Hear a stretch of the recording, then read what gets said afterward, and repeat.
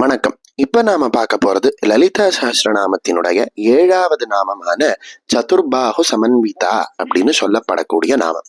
இந்த நாமத்தை எப்படி உச்சரிக்கணும் அப்படின்னு பார்க்கலாமா? சதுர் பாஹு சமன்விதாயை நமக அப்படின்னு சொல்லணும்.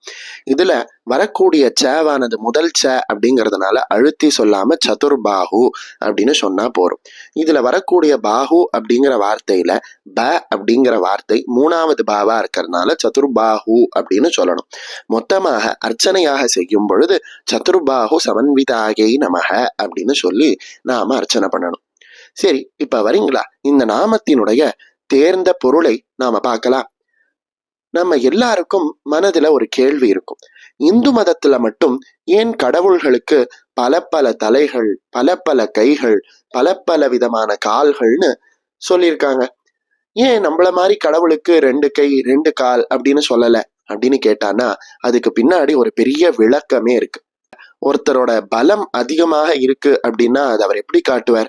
கையால ஒரு பொருளை, பாரமாக இருக்கக்கூடிய பொருளை கையால தூக்கிறதுனாலையும், பாரமாக இருக்கக்கூடிய ஒரு பொருளை காலால எட்டி உதைக்கிறதுனாலையும், நிறைய தூரம் நடக்கிறதுனாலையும், நிறைய தூரம் ஓடுறதுனாலையும் இப்படித்தானே அந்த மனிதர் தன்னுடைய பலத்தை காட்டுறார். அந்த விதத்துல பார்க்கும் பொழுது மனிதனினுடைய பலத்தை குறிக்கக்கூடியது எது அப்படின்னு கேட்டான்னா அவனினுடைய கைகளும் கால்களும். அவனோட பலத்தை காட்டுவதற்கு கைகளையும் கால்களையும் தான் பயன்படுத்துறான்.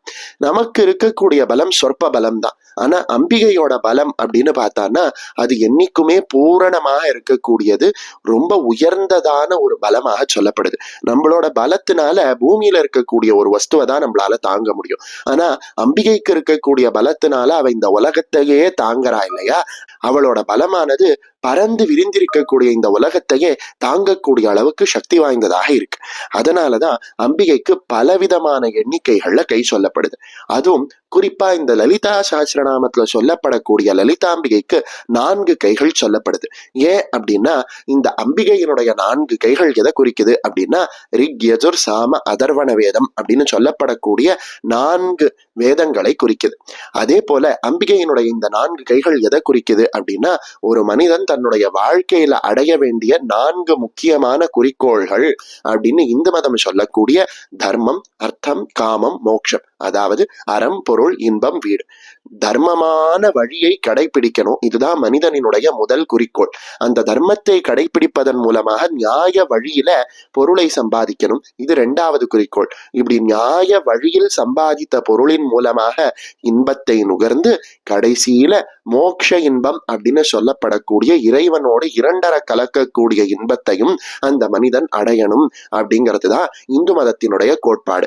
இப்படி தர்மத்தையும் தர்மத்தினால் வரக்கூடிய பொருளையும் அந்த பொருள் தர்மத்தினால் வந்த பொருளை கொண்டு அடையக்கூடிய இன்பத்தையும் இறுதியில் அடையக்கூடிய முக்தி இன்பத்தையும் கொடுக்கக்கூடிய ஒரே தெய்வமாக அம்பிகை இருப்பதனால் அவளுக்கு 4 கைகள் அப்படின்னு சொல்லப்படுது.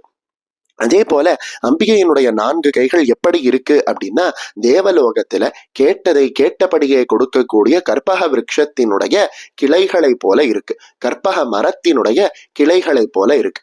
கற்பக மரத்துக்கு ஒரு தனித்துவம் உண்டு. அந்த மரத்தினுடைய நிழல்ல போய் நின்றுக்கிட்டு எனக்கு இது வேணும் அது வேணும் அப்படின்னு கேட்டான்னா அந்த மரம் கேட்டதை கேட்டபடியே கொடுத்துரும். ஆனா ராமகிருஷ்ண பரமஹம்சர் இந்த கற்பக மரத்தை பத்தி ஒரு அழகான கதை சொல்லுவார். ஒரு அதிகமான ஞானம் இல்லாதவன் என்ன பண்றான் அப்படின்னா தேவலோகத்துல இருக்கக்கூடிய கற்பக மரத்தினுடைய அடியில நின்னுக்கிட்டு எனக்கு பொன் வேணும் அப்படின்னு கேட்கறான். பொன்னை அள்ளி அள்ளி கொடுத்ததாம் கற்பக விருட்சம். அப்புறம் எனக்கு அழகான ஒரு மனைவி வேணும் அப்படின்னு கேட்டானாம், ஒரு மனைவி கிடைச்சாலாம். எனக்கு சுவை மிகுந்த சாப்பாடு வேணும் அப்படின்னு கேட்டானாம், சாப்பாடு வந்தது. நான் இந்த சாப்பாடுகளை தங்கத்தட்டுல சாப்பிடணும்னு கேட்டான், தங்கத்தட்டுல அத்தனை சாப்பாட்டையும் அவனினுடைய மனைவியாக கற்பக விருட்சம் கொடுத்த அந்த பெண் பரிமாறினாங்க. எல்லா விஷயமும் அவன் கற்பக விருட்சத்துக்கிட்ட கேட்ட அடுத்த நொடியே கிடைச்சது. அப்போ அவனோட மனசுக்கு சட்டுன்னு ஒரு பயம் வந்துதான். இந்த கற்பக விருட்சம் கேட்டதெல்லாம் கொடுக்கறதே, இந்த கற்பக விருட்சம் ஒரு காட்டுக்கு நடுவுல தானே இருக்கு, திடீர்னு இந்த காட்டுல இருந்து ஒரு புலி வந்து என்ன அடிச்சு போட்டா என்ன பண்றது அப்படின்னு யோசிச்சானா ஒரு புலி வந்து அவன் அடிச்சு போட்டுருது. ஏன்னா கற்பக விருட்சத்தோட குணம் கேட்டதை கேட்டபடியே கேட்ட மாதிரியே கொடுக்கறது. ஆனா அம்பிகை எப்படிப்பட்டவள் அப்படின்னா நம்ம ஒரு விஷயம் அம்பிகை கிட்ட போய் வேணும் அப்படின்னு கேட்டோம்னா அந்த விஷயம் நமக்கு தேவைதானா, அந்த விஷயத்தை நம்மளால் அனுபவிக்க முடியுமா, அதை அனுபவிக்கக்கூடிய அளவுக்கு சக்தி நமக்கிட்ட இருக்கா அப்படின்னு அந்த அம்பிகை ஆராய்ந்து நமக்கு நீதி வழங்குவதை போல நமக்கு கட்டதை கொடுக்கிறா. ஒரு குழந்தை அம்மாட்ட போய் ஐஸ்கிரீம் வேணும் ஐஸ்கிரீம் வேணும்னு கேட்கறது, ஆனா அந்த அம்மா உடனே ஐஸ்கிரீம் வாங்கி கொடுத்துட்றாங்களான்னா இல்ல. அந்த குழந்தையினுடைய உடம்புக்கு பாதிப்பு வராத சமயத்துல அந்த ஐஸ்கிரீம் வாங்கி கொடுப்பாங்க.